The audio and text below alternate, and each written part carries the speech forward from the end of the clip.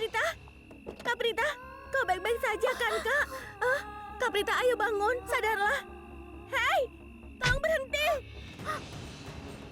Tolong, keluar dari mobil. Hah? Kenapa kau tidak hati-hati dan mengendarai mobil? Lihat apa yang terjadi. Begini Nona, aku mengikuti jeep itu. Bosku yang memudikannya.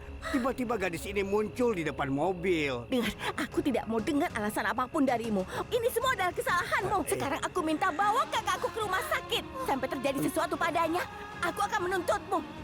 Sekarang, bawa kakakku ke rumah sakit cepat. Apalagi yang Nona, tunggu cepat. Nona, dengarkan aku. Bosku pasti menungguku. Aku harus mengikuti perintahnya. Kalau tidak, aku kehilangan pekerjaan. Aku tidak peduli sama sekali dengan bosmu. Kakakku kecelakaan itu semua karena ulahmu.